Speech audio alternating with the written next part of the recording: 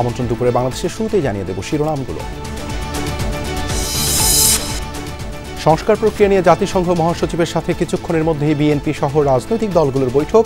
বাংলাদেশের গুরুত্বপূর্ণ সময়ে পাশে থাকার আশ্বাস গুতেরেসের।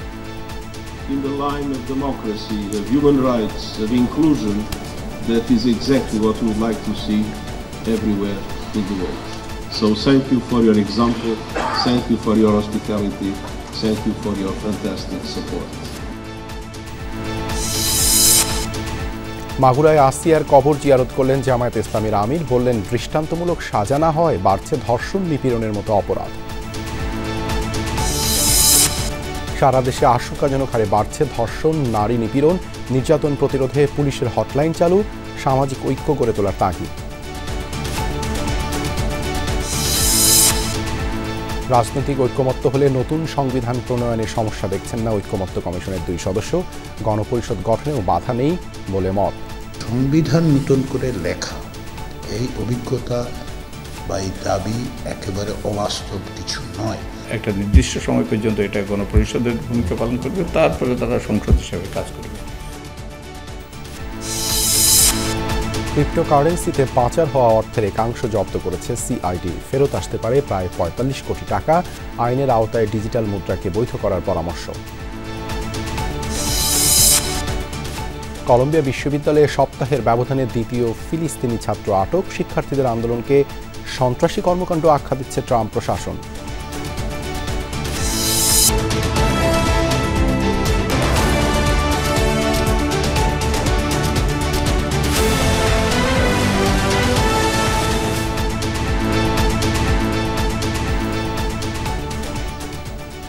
দেখছেন শিরোনামগুলো। এছাড়া দেশ বিদেশের আরও খবর নিয়ে দুপুরে বাংলাদেশে আপনাদের সাথে আছি আমি দেবাশিস রঞ্জন সরকার।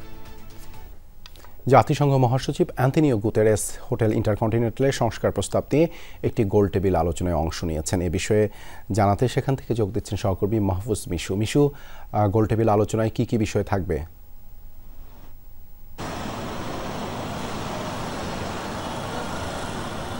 জাতিসংঘ মহাসচিবের আসলে আজকে হচ্ছে শেষ দিন, সেই অর্থে ঢাকায় আগামীকাল সকালে উনি নিউ ইয়র্কের উদ্দেশ্যে রওনা করবেন। তার আগে আজকে তিনি দুপুর 1টায় তার বাংলাদেশের যে রাজনৈতিক দলগুলো তার নেতৃবৃন্দের সঙ্গে তার বৈঠক করার কথা, এবং তার পরপরই তিনি জাতীয় ঐক্যমত্য যে কমিশন তাদের সঙ্গে বৈঠক করবেন, এবং তারপরে তিনি তরুণ নেতৃত্বদের সঙ্গে কথা বলবেন। ফলে লাগাতার 3টি বৈঠক হওয়ার কথা। দুপুর 1টায় যে বৈঠকটি, সেই বৈঠকটিতে অংশ নিতে বিএনপি মহাসচিব মির্জা ফখরুল ইসলাম আলমগীর, দলটির স্থায়ী কমিটির সদস্য সালাউদ্দিন আহমেদ, জামাত ইসলামীর নায়েবা আমির সৈয়দ জামাত ইসলামের যিনি নায়েবা আমির ডাক্তার সৈয়দ আবদুল্লাহ মোহাম্মদ তাহের এবং এবি পার্টির সাধারণ সম্পাদক ব্যারিস্টার আসাদুজ্জামান ফুয়াদ, তাদেরকে আমরা এই গেট দিয়ে প্রবেশ করতে দেখেছি।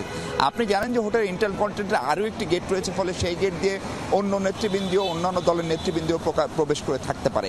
এর বাইরে আমরা যাদেরকে প্রবেশ করতে দেখেছি সেটি হচ্ছেন সরকারের আইন উপদেষ্টা অধ্যাপক আসিফ নজরুল প্রবেশ করেছেন, জাতীয় ঐক্যমত্য কমিশনের সহসভাপতি যিনি সংবিধান সংস্কার কমিশনেরও চেয়ারম্যান ছিলেন প্রফেসর আলী রিয়াজ, তারা এরই মধ্যে প্রবেশ করেছেন। ফলে যেহেতু তিনি ভিভিআইপি ট্রিটমেন্ট পাচ্ছেন, ভিভিআইপি মর্যাদা পাচ্ছেন, ফলে একটির পর একটি বৈঠক ধারাবাহিকভাবে অনুষ্ঠিত হওয়ার কথা। এবং আমরা যদি বৈঠকের আধেয় বা কন্টেন্ট সম্পর্কে আপনাকে বলতে চাই, তাহলে যেটি বলতে হবে, এখন পর্যন্ত আমরা জাতিসংঘের বিভিন্ন সূত্র, পররাষ্ট্র মন্ত্রণালয়, এমনকি রাজনৈতিক দলগুলো তারা যেমনটি বলছেন, আমরা দেখতে পাচ্ছি মাহমুদুর রহমান মান্না নাগরিক ঐক্যের আহ্বায়ক, তিনি প্রবেশ করছেন তার দলের আর সম্মত সাধারণ সম্পাদককে নিয়ে, এবং একইভাবে এই বৈঠকগুলো কিন্তু চলবে। এবং রাজনৈতিক দলগুলোর পক্ষ থেকে আপনি জানেন যে অ্যান্তোনিও গুতেরেস জাতিসংঘের মহাসচিব, তিনি দ্বিতীয়বারের মতো ঢাকা সফর করলেন। 2018 সালে তিনি এসেছিলেন।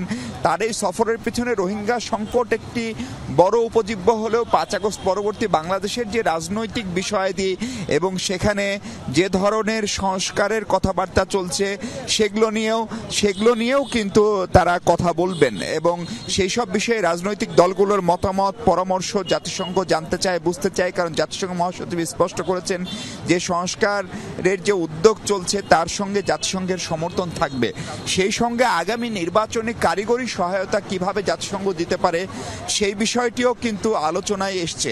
ফলে নির্বাচন কবে নাগাদ হচ্ছে, কিভাবে হচ্ছে, এবং সেই নির্বাচনে জাতিসংঘের কোনো ভূমিকা থাকবে কিনা, বিশেষ করে নির্বাচনী সরঞ্জাম, কারিগরি বিষয়াদি, প্রযুক্তি, সেসব জায়গায় সেই সেই বিষয়গুলো নিয়েও রাজনৈতিক দলগুলোর সঙ্গে আলোচনা হতে পারে। আমরা যেমনটা ধারণা করছি যে বিশেষ করে রাজনৈতিক দলগুলো যদি একটু ঐক্যমতে আসতে পারে, সেই বিষয়টিও তাগাদা হয়তো বা আসতে পারে জাতিসংঘ মহাসচিবের সঙ্গে অনুষ্ঠিতব্য এই বৈঠক থেকে। দেবাশিস, ধন্যবাদ মিশু যুক্ত হবার জন্য। বাংলাদেশের অত্যন্ত গুরুত্বপূর্ণ এই সময়ে পাশে থাকবে জাতিসংঘ, আবারও এমন প্রতিশ্রুতি দিলেন মহাসচিব অ্যান্তোনিও গুতেরেস। সকালে জাতিসংঘ কান্ট্রি টিম বাংলাদেশের সঙ্গে একটি বৈঠকে অংশ নেন তিনি। এ সময় বৈঠকে অংশ নিয়ে এসব কথা বলেন তিনি। জানান জাতিসংঘের সাফল্যের মূল চাবিকাঠি এর আঞ্চলিক অফিসগুলো। বাংলাদেশের সরকার ও জনগণকে সহায়তায় সর্বাত্মক ভূমিকা পালন করবে সংস্থাটি, দেন এই প্রতিশ্রুতিও। এ সময় বাংলাদেশের বর্তমান নেতৃত্বের প্রশংসা করেন তিনি। সন্তোষ প্রকাশ করেন গণতন্ত্র ও মানবাধিকার রক্ষার মতো সংস্কার প্রচেষ্টায়। বলেন সংকটময় এই পরিস্থিতিতে জাতিসংঘ সাধ্যমতো এদেশকে সহযোগিতা করতে প্রতিজ্ঞাবদ্ধ। আরও জানান বিশাল রোহিঙ্গা জনগোষ্ঠীর সহায়তায় আন্তর্জাতিক মহলের দৃষ্টি আকর্ষণের চেষ্টা করবে জাতিসংঘ। সবশেষ শান্তিরক্ষী মিশনে বাংলাদেশের সেনা সদস্যদের ভূয়সী প্রশংসা করেন তিনি।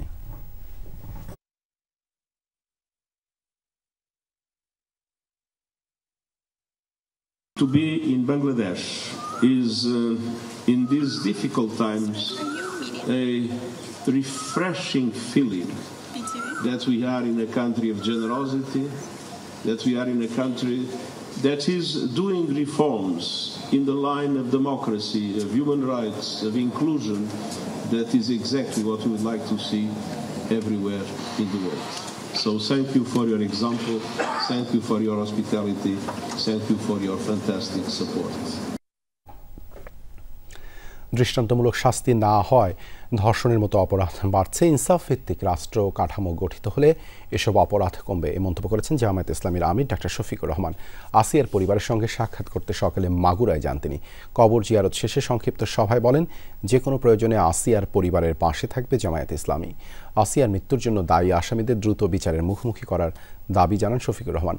বলেন, ধর্ষণ নিপীড়নের সাথে জড়িতরা যত প্রভাবশালী হোক না কেন তাদের দৃষ্টান্তমূলক শাস্তি পেতে হবে। এ সময় সামাজিকভাবে ধর্ষকদের বয়কটের আহ্বান জানান তিনি। কবর জিয়ারত শেষে আসিয়ার রুহের মাগফিরাত কামনায় মোনাজাত করেন জামায়াতের আমির। এরপর আসিয়ার গ্রামের বাড়িতে তার পরিবারের সঙ্গে সাক্ষাৎ করেন তিনি।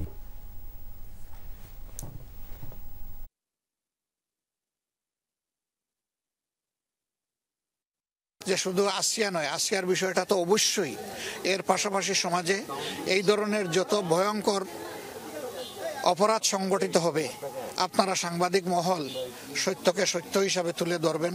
এই মেয়ের হত্যাকারীদের বিচার আমরা অত্যন্ত দ্রুত দেখতে চাই এবং বিচার কার্যকর হয়েছে, শাস্তি এটাও আমরা দেখতে চাই। জামালপুরে ১৩ বছরের মানসিক প্রতিবন্ধী শিশুকে ধর্ষণের অভিযোগ উঠেছে। শুক্রবার সকালে সদরে তুলসীপুর বাজার এলাকায় হয় এই ঘটনা। রাতে ভুক্তভোগী শিশুকে জামালপুর জেনারেল হাসপাতালে ভর্তি করা হয়। ভুক্তভোগীর পরিবার জানায়, বাড়ির পাশে নিজের ছোট বোনকে নিয়ে খেলা করছিল শিশুটি। এ সময় প্রতিবেশী লাল মিয়া শিশুটিকে নিজ বাড়িতে নিয়ে পাশবিক নির্যাতন করে। শিশুর চিৎকারে আরেক প্রতিবেশী গিয়ে তাকে উদ্ধার করে। এ ঘটনার পর থেকেই পলাতক অভিযুক্ত লাল মিয়া।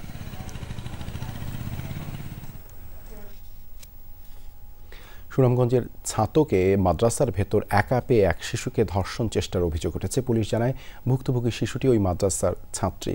শুক্রবার সকালে মাদ্রাসায় শিশুটিকে একা দেখতে পায় স্থানীয় সাবুল মিয়া। এ সময় শিশুটিকে ধর্ষণের চেষ্টা চালায় সে। এ বিষয়টি শিশু তার বাবাকে জানালে গ্রাম্য মাতব্বরের কাছে অভিযোগ করেন তিনি। শুক্রবার রাতে সালিশের মাধ্যমে নিষ্পত্তির সিদ্ধান্ত নেওয়া হয়। এর আগে অভিযুক্ত সাবলু মিয়ার বাড়িতে ভাঙচুর চালায় গ্রামবাসী। রাতেই পুলিশ আটক করে অভিযুক্তকে। পরে ভুক্তভোগী শিশুটির বাবা থানায় ধর্ষণ চেষ্টা মামলা করেন। বগুড়ার কাহালুতে একটি আশ্রয়ণ প্রকল্পের ৬ বছর বয়সী ২ শিশুকে ধর্ষণের অভিযোগ উঠেছে। অভিযুক্ত নূর আলম সেই প্রকল্পের এক বাসিন্দা। থানায় মামলা করেছেন ২ শিশুর পরিবার। হাসপাতালে ভর্তি করা হয়েছে ভুক্তভোগীদের। পুলিশ বলছে ঘটনাটির তদন্ত চলছে। কাহালুর একটি আশ্রয়ণ প্রকল্পের বাসিন্দা নিপীড়নের শিকার শিশু দুটি। ডাক্তারি পরীক্ষার জন্য ভর্তি হাসপাতালে। অথই সাগরে স্বজনরা। স্বজনদের অভিযোগ, গেল বুধবার প্রকল্পের বাসিন্দা নূর আলম প্রলোভন দিয়ে শিশু দুটিকে নিজের বাড়িতে নিয়ে যায়। ঘণ্টাখানেক আটকে রেখে চালানো হয় নিপীড়ন। ঘটনার দুদিন পর এক শিশুর শারীরিক অবস্থা খারাপ হলে জানাজানি হয় বিষয়টি। বাচ্চার বাবা মা দুজনই কাজে চলে যায়, বাচ্চা ওখানে আবাসন প্রকল্পেই থাকে, খেলাধুলা করে, তখন ওই যুবক ওনার বাচ্চাগুলো ডেকে নিয়ে ঘরে নিয়ে যায়। এছাড়া সুবিধার লাই মধ্যে মিশেলে এরকম দু একটা কথা জানা যায়। আরো একজনের বউ ব্যাপারে এই চাংড়ার কথা উঠলে এই চাংড়া খুব একটা ভালো লাগে। পুলিশ বলছে অভিযুক্ত নূর আলমের বিরুদ্ধে মামলা হয়েছে, তাকে গ্রেফতারে চলছে অভিযান, সাথে ঘটনার তদন্ত চলছে। একটা ভিকটিমের বয়স 7 বছর আর একটা বয়স প্রায় 7.5 বছর। থানায় আসার পরে একটা অভিযোগ দেয়, অভিযোগ দেওয়ার পরিপ্রেক্ষিতে আমরা মামলা রেকর্ড করি। রেকর্ড করার পরে আমরা আসামি গ্রেফতারের চেষ্টায় আছি। এ নিয়ে গত 17 দিনে বগুড়ায় 3 শিশু ও প্রতিবন্ধী এক কিশোরী ধর্ষণের অভিযোগে মামলা হয়েছে। মেহেরুল সুজন, যমুনা নিউজ, বগুড়া।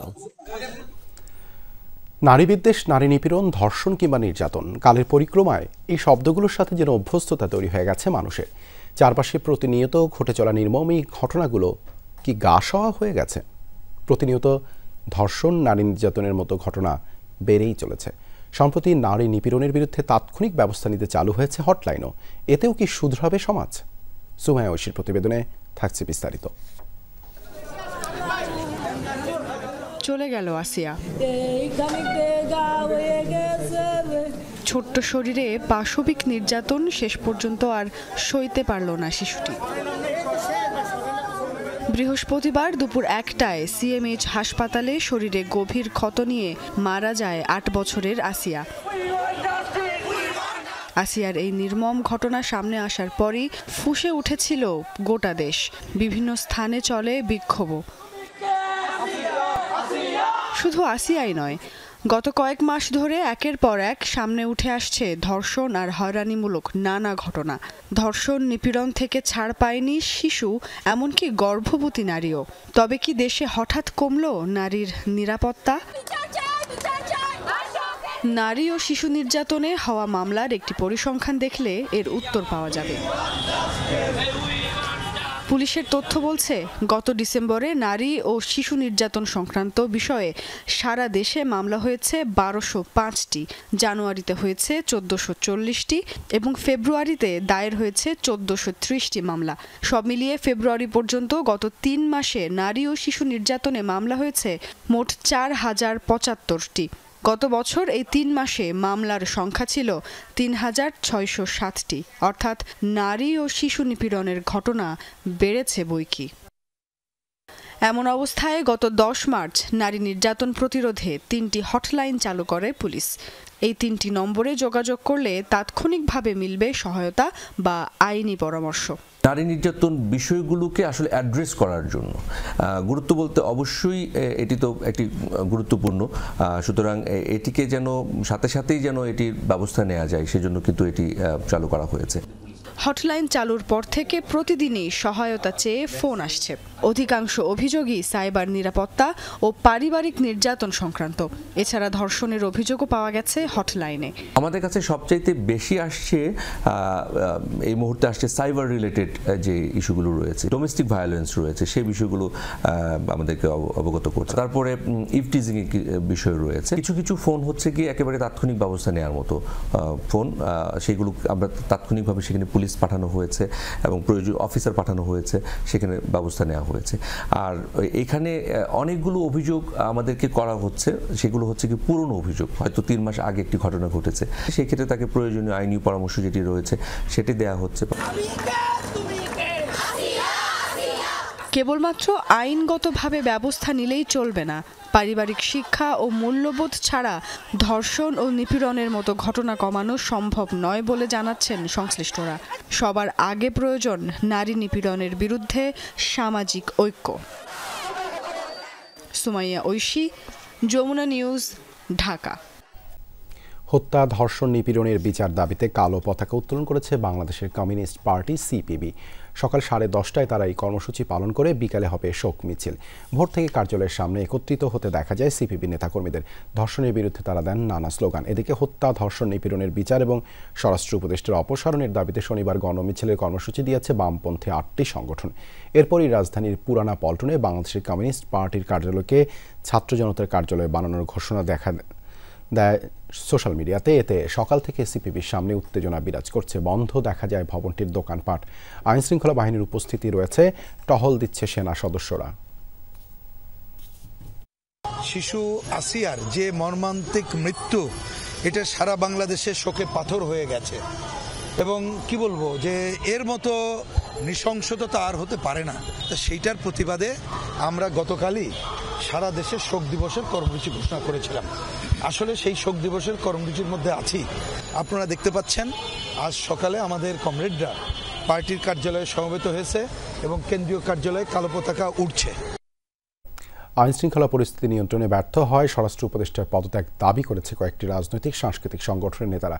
সকালে কেন্দ্রীয় শহীদ মিনারে এক সমাবেশ থেকে বক্তারা বলেন, দেশে একের পর এক ধর্ষণ, খুন হচ্ছে, কিন্তু নিয়ন্ত্রণে সরকারের কোনো তৎপরতা দেখা যাচ্ছে না।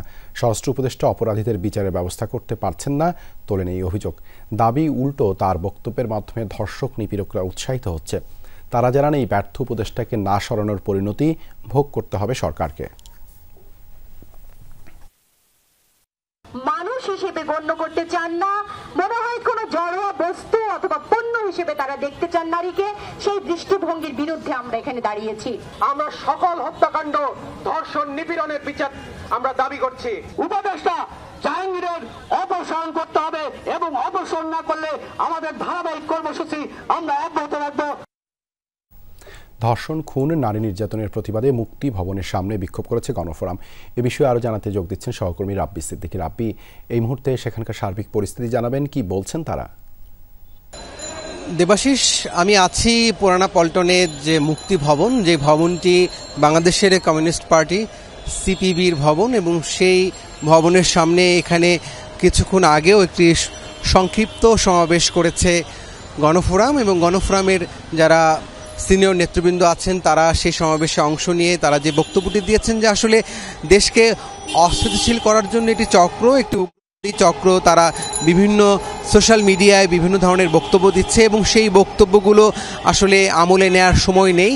এখন আসলে সম্মিলিতভাবে এই যে কোনো উগ্রবাদী, মৌলবাদী যে কোনো কর্মকাণ্ড প্রতিহত করার ঘোষণা তারা দিয়েছেন, এবং কমিউনিস্ট পার্টির এই কার্যালয়ের সামনে আইনশৃঙ্খলা বাহিনীর সদস্য যেমন আছেন, সেই সঙ্গে নেতাকর্মীরাও কিন্তু থেমে থেমে মিছিল, সমাবেশ, বিক্ষোভ তারা করছেন, এবং তাদের বক্তব্য একটাই যে আসলে দ্রুত এই পরিস্থিতি, বিশেষ করে আইনশৃঙ্খলা পরিস্থিতির উত্তরণের জন্য বা পরিস্থিতি ভালো করার জন্য সরকারকে আন্তরিক হতে হবে, এবং সেজন্য আজকে তারা একটি কর্মসূচি দিয়েছিল।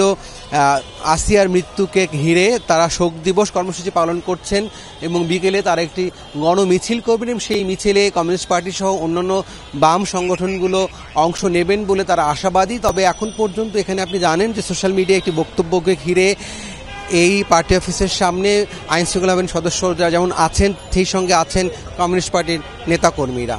দেবাশিস, ধন্যবাদ রাব্বি যুক্ত হওয়ার জন্য। বুয়েট ছাত্র আবরার ফাহাদ হত্যা মামলায় আসামিদের মৃত্যুদণ্ড অনুমোদন, জেল, আপিল ও আপিলের উপর রায় ঘোষণা হতে পারে আগামীকাল। বিচারপতি AK মাসাদুজ্জামান ও বিচারপতি সৈয়দ এনায়েত হোসেনের হাইকোর্ট বেঞ্চে রোববারের কার্যতালিকায় মামলাটি রায়ের জন্য রাখা হয়েছে। 2019 সালের 6 অক্টোবর বুয়েটের শেরে বাংলা হল থেকে তড়িৎ ও ইলেকট্রনিক্স প্রকৌশল বিভাগের 2য় বর্ষের ছাত্র আবরার ফাহাদের মরদেহ উদ্ধার করা হয়। এ ঘটনায় আবরারের বাবা চকবাজার থানায় হত্যা মামলা দায়ের করেন। 2019 সালের 13 নভেম্বর বুয়েটের 25 শিক্ষার্থীর বিরুদ্ধে আদালতে অভিযোগপত্র দেয় পুলিশ। ওই মামলায় 2021 সালের 8 ডিসেম্বর হয় রায়, যাতে 20 জনকে মৃত্যুদণ্ড এবং 5 জনকে যাবজ্জীবন কারাদণ্ড দেয়া হয়। গত বছর 6 আগস্ট মৃত্যুদণ্ডপ্রাপ্ত আসামি মুনতাসির আল জেমি গাজীপুরের হাই সিকিউরিটি কেন্দ্রীয় কারাগারের দেয়াল ভেঙে পালান, যা এক সংবাদ বিজ্ঞপ্তিতে 25 ফেব্রুয়ারি জানায় কারা কর্তৃপক্ষ। রাজনৈতিক ঐক্যমত্য হলে নতুন সংবিধান প্রণয়নের সমস্যা দেখছেন না জাতীয় ঐক্যমত্য কমিশনের 2 সদস্য ডক্টর আলী রিয়াজ ও ডক্টর বদিউল আলম মজুমদার। তাদের মতে এক্ষেত্রে গণপরিষদ গঠনেও সমস্যা নেই। নির্বাচিত জাতীয় সংসদ ও গণপরিষদ সংস্কার প্রস্তাব বাস্তবায়নে একসাথে কাজ করতে পারে। লাভলি বিথির রিপোর্ট।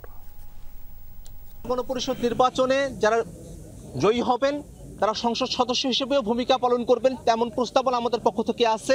আওয়ামী লীগ সরকারের পতনের পর সংবিধান সংশোধনের বিষয়টি নতুন করে সামনে আসে। জুলাই গণ অভ্যুত্থানে নেতৃত্ব দেয়া ছাত্র নেতাদের দল জাতীয় নাগরিক পার্টি NCP অবশ্য পুরো সংবিধানেরই পরিবর্তন চান। তাদের দাবি নতুন সংবিধান প্রণয়ন। যদিও অন্তর্বর্তী সরকার গঠিত সংবিধান সংস্কার কমিশন বিদ্যমান সংবিধানে নানা ধারা সংশোধন ও বাতিলের সুপারিশ করেছে, তবে এনসিপির দাবির প্রেক্ষাপটে প্রধান উপদেষ্টার নেতৃত্বাধীন জাতীয় ঐকমত্য কমিশনের সদস্যরা বলছেন নতুন সংবিধান প্রণয়ন বা পুনর্লিখনেও সমস্যা দেখছেন না। কমিশনের প্রস্তাবগুলো গৃহীত হয় তাহলে কিন্তু এটা প্রায় পুনর্লিখনই বলতে হবে, যে পুনর্লিখনই হবে। পুনর্লিখন, নতুন করে সংবিধান প্রণয়ন সবকিছু বাদ দেওয়া হয়তো পুরানো সংবিধানের কিছু কিছু জিনিসটা আসবে। সংবিধান নতুন করে লেখা এই অভিজ্ঞতা বা এই দাবি একেবারে অবাস্তব কিছু নয়। প্রতি বছরই এরকম বিভিন্ন দেশে এটা হচ্ছে। কারণ মনে রাখবেন, সংবিধান কোনো অবস্থাতেই কোনো সেক্রেট ডকুমেন্ট নয়, এটা নাগরিকদের আকাঙ্ক্ষার রাজনৈতিক দলিল। তবে নতুন সংবিধান প্রণয়ন কিংবা পুনর্লিখন যাই হোক, এর বৈধতা কিভাবে পাবে? বিপ্লবের পর 5 আগস্ট থেকে বিলুপ্ত সংসদ, আবার জনগণের প্রতিনিধি ছাড়া গণপরিষদও গঠন সম্ভব না। এই অবস্থায় সংস্কার প্রস্তাবের বৈধতা কিভাবে হবে? এটা খুব অসম্ভব কিছু নয়। গণপরিষদ এবং সংসদ একই সঙ্গে থাকলে সেই সংসদ গণপরিষদের কাজ কিছুটা করবে, আবার পাশাপাশি দেশ শাসন করবে একটা নির্দিষ্ট সময় পর্যন্ত। এখন তারা এটা জনগণের কাছে যাবেন, তাদের দায়িত্ব হচ্ছে বোঝানো যে তারা গণপরিষদে কীরকম আকার চান। আগামী নির্বাচনটা হতে পারে যে এটা শুধু গণপরিষদ, এটার কাজ হবে মূলত সংবিধান সম্পর্কে সাংবিধানিক পরিবর্তন। গণপরিষদের কাজ শেষ হওয়ার পরে তারপরে গণপরিষদ ভেঙে গিয়ে একটা সংসদ নির্বাচন হতে পারে, এইরকম একটা। কিংবা তারা আগে থেকে ঘোষণা, তাদের ঐক্যমত্য হইতে পারে একটা নির্দিষ্ট সময় পর্যন্ত এটা গণপরিষদের ভূমিকা পালন করবে, তারপরে তারা সংসদ হিসাবে কাজ করবে নতুন করে ভোট না করেই। গণপরিষদ ও জাতীয় সংসদ একসাথে কাজ করলে সাংবিধানিক সংস্কার প্রক্রিয়া অংশগ্রহণমূলক হতে পারে বলে মনে করেন ঐকমত্য কমিশনের 2 সদস্যই। এক্ষেত্রে রাজনৈতিক ঐকমত্য চান তারা। লাভলি বিথি, যমুনা নিউজ, ঢাকা। 29 লাখ টাকার জাল নোট এবং বিভিন্ন সরঞ্জাম সহ চক্রের অন্যতম হোতা সুমন সহ 3 জনকে গ্রেপ্তার করেছে পুলিশ। রাজধানী কামরাঙ্গীরচর ও নারায়ণগঞ্জের সাঁড়াশি অভিযান চালিয়ে তাদের গ্রেপ্তার করা হয়। সকালে ডিএমপির মিডিয়া সেন্টারে এক সংবাদ সম্মেলনে তথ্য জানান লালবাগ উপ পুলিশ কমিশনার মোহাম্মদ জসিম উদ্দিন। বলেন, ঈদ ঘিরে সক্রিয় জাল নোট তৈরির সিন্ডিকেট, তাদের উদ্দেশ্য অবৈধভাবে লাভবান হওয়া। ঈদকে সামনে রেখে 40 লাখ জাল নোট বাজারে ছেড়েছে এই অপরাধী চক্র। পুলিশ জানিয়েছে, জাল নোট তৈরি এবং বিক্রির অপরাধে গ্রেপ্তারকৃতদের বিরুদ্ধে দেশের বিভিন্ন থানায় একাধিক মামলা রয়েছে। সুমন এবং সুলতানা তাদেরকে শারীরিক তল্লাশিকালে তাদের কাছে 2 লক্ষ করে 4 লক্ষ টাকা পাওয়া যায়। এবং টাকাটা আমরা চেক করে আমরা প্রাথমিকভাবে বুঝতে পারি যে টাকাটা জাল, অর্থাৎ আমরা বলতে পারি যে তারা অভ্যাসগতভাবে এই কাজটি করছে। এবং ইতিমধ্যে আমাদের এই ঘটনায় কামরাঙ্গীরচর থানায় একটি মামলা রুজু হয়েছে। ক্রিপ্টোকারেন্সির মাধ্যমে পাচার হওয়া অর্থের কিছু অংশ জব্দ করেছে সিআইডি। আইনি মীমাংসা হলেই এই অর্থ ফেরত আসতে পারে দেশে, মুদ্রা হিসেবে যার পরিমাণ প্রায় 45 কোটি টাকা। এটি মূলত এমটিএফই প্ল্যাটফর্মের মাধ্যমে পাচার হওয়া অর্থের অংশ। সিআইডি জানে, অর্থ উদ্ধারে অনেক পক্ষের সহায়তা মিলেছে, তবে ক্রিপ্টোকারেন্সি নিয়ে দেশে আলাদা আইন না থাকায় নতুন অপরাধ দমনে চ্যালেঞ্জ বাড়ছে। মেটাভার্স ফরেন এক্সচেঞ্জ বা এমটিএফির জালিয়াতির শুরু 2 বছর আগে। বলা হয়েছিল কিছু টাকা বিনিয়োগ করলেই হওয়া যাবে প্রতিষ্ঠানের সিইও, প্রতিদিন মিলবে দ্বিগুণ 3 গুণ মুনাফা, এজন্য ট্রেডিং করতে হবে বিদেশি অ্যাপে। সে আশায় এখানে লাখ লাখ টাকা লগ্নি করেন দেশের কয়েক হাজার তরুণ। কিন্তু 2023 সালের 17ই আগস্ট হঠাৎ শূন্য হয়ে যায় সবার অ্যাকাউন্ট, সারা মেলেনি ওই ট্রেডিং অ্যাপ থেকেও। তখন স্পষ্ট হয় দেশ থেকে প্রায় 11,000 কোটি টাকা লুটে নিয়েছে এমটিএফই, যার বড় অংশই পাচার হয়েছে ক্রিপ্টোকারেন্সির মাধ্যমে। এজন্য বাইন্যান্সের মতো আন্তর্জাতিক এক্সচেঞ্জ প্ল্যাটফর্ম OKX ব্যবহার করে চক্রটি, যেখানে বিনিয়োগের টাকা রূপান্তরিত করা যায় ভার্চুয়াল মুদ্রা বা ক্রিপ্টোকারেন্সিতে। তখন থেকেই বিষয়টি তদন্তের দায়িত্ব পায় সিআইডি। ভুক্তভোগীদের তথ্য চেয়ে বিজ্ঞপ্তিও দেয় পুলিশের এই বিভাগটি। অবশেষে জানা গেল কিছু অর্থের হদিস মিলেছে। OKX প্ল্যাটফর্মে চিঠি লিখেছি, চিঠি প্রায় $3.7 মিলিয়ন আমরা ফ্রিজ করতে পেরেছি।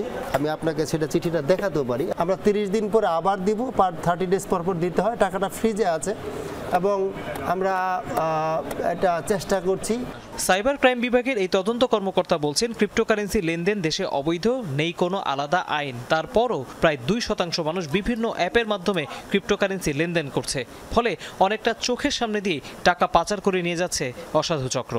পর্যাপ্ত আইন, পর্যাপ্ত বিধি আমাদের হাতে নেই, আমাদের যেটা খুবই দরকার।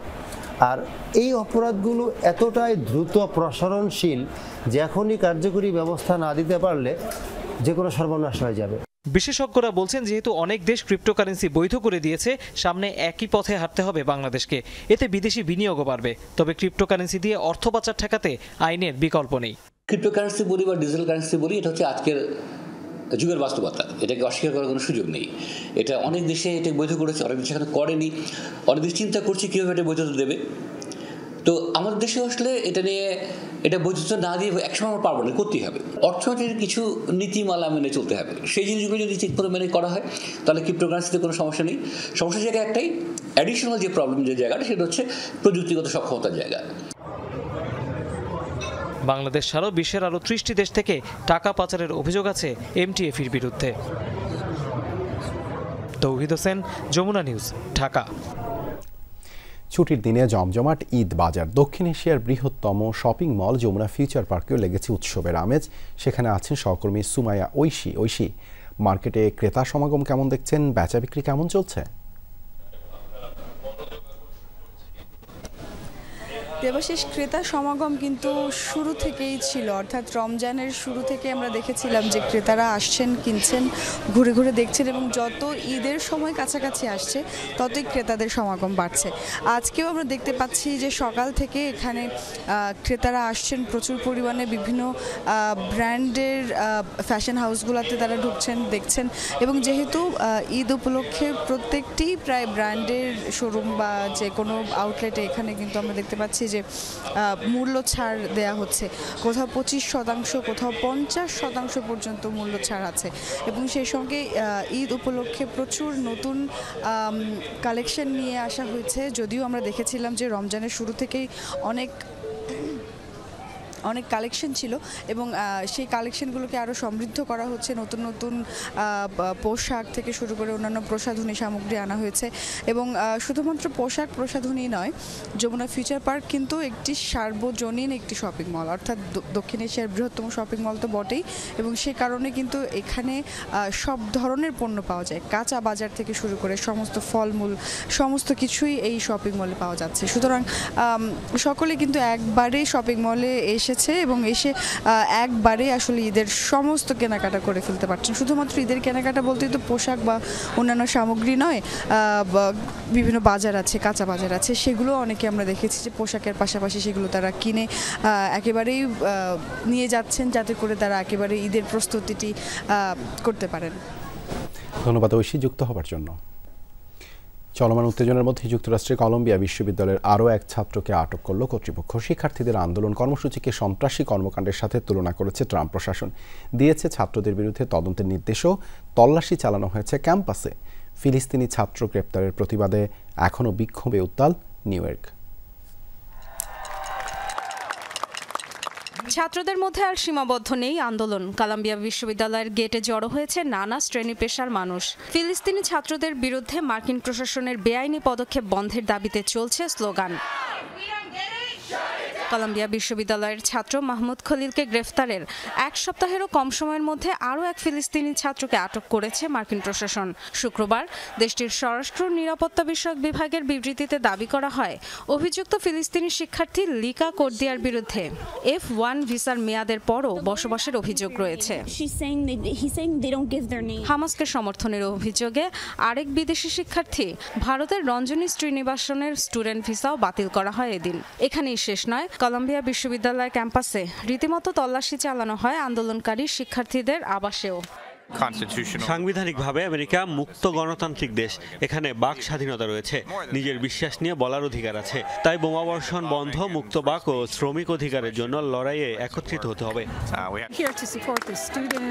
শিক্ষার্থীদের সমর্থন জানাতে এসেছি। তাদের সাথে, বিশেষ করে আন্তর্জাতিক শিক্ষার্থীদের সাথে যা হচ্ছে তা বেআইনি এবং অবশ্যই ইহুদি বিদ্বেষকে আরও অস্থিতিশীলতা তৈরির অস্ত্র হিসেবে ব্যবহার হোক তা চাই না। 24 ঘন্টায় একের পর এক কঠোর হুঁশিয়ারি দিয়ে গেছে ট্রাম্প প্রশাসন। বিশ্ববিদ্যালয় নয়, ছাত্রদের আচরণবিধি লঙ্ঘনজনিত কর্মকাণ্ডের ব্যবস্থা নেবে সরাসরি সরকার। ফিলিস্তিনপন্থীদের দেশে ফেরত পাঠানোর হুমকিও দিয়েছে। বিশ্ববিদ্যালয়গুলো যেভাবে ইহুদি বিদ্বেষ ও সন্ত্রাসীদের সমর্থনকারীদের সহ্য করছে সেটা আর মেনে নেওয়া হবে না। দেশ থেকে ইহুদি বিদ্বেষ দূর করা প্রশাসনের লক্ষ্য। স্বরাষ্ট্র নিরাপত্তা বিভাগের সাথে কাজ করছি। কলাম্বিয়া বিশ্ববিদ্যালয়ের শিক্ষার্থীদের তল্লাশি ও তদন্ত করা হচ্ছে। অবৈধদের বের করে দেয়া হবে ক্যাম্পাস থেকে। হামাস সন্ত্রাসী সংগঠন, আর সন্ত্রাসীদের সমর্থন দেয়া যে কাউকে বিচারের মুখোমুখি করা হবে। ফিলিস্তিনি ছাত্র মাহমুদ খলিলের আইনজীবীর অভিযোগ, তাকে ব্যক্তিগতভাবে সরাসরি যোগাযোগ করতে দেয়া হচ্ছে না খলিলের সাথে। ডরথিতা স্ট্রিন, যমুনা নিউজ। ভারতের মহারাষ্ট্রে তারাবির নামাজের সময় একটি মসজিদে হামলার অভিযোগ উঠেছে। বুধবার রত্নাগিরিতে একদল উশৃঙ্খল জনতা মসজিদের গেট ভেঙে ভেতরে প্রবেশের চেষ্টা চালায়, যা ভাইরাল হয় সামাজিক যোগাযোগ মাধ্যমে। স্লোগান দিতে দিতে বিশাল আকৃতির গাছের গুঁড়ি নিয়ে তারা মসজিদের গেট ভাঙে। পাশেই পুলিশ ছিল নীরব ভূমিকায়। মসজিদে হামলার ঘটনায় নিন্দা জানিয়েছেন মুসলিম নেতারা। নিরাপত্তা বাহিনীর উপস্থিতিতে এমন হামলার ঘটনাকে লজ্জাজনক আখ্যা দিয়েছেন তারা। পুলিশের সাফাই, জোরপূর্বক কেউ মসজিদের ভেতরে ঢোকার চেষ্টা করেনি, তবে আপত্তিকর স্লোগান দেওয়ার অভিযোগে FIR দায়ের করা হয়েছে।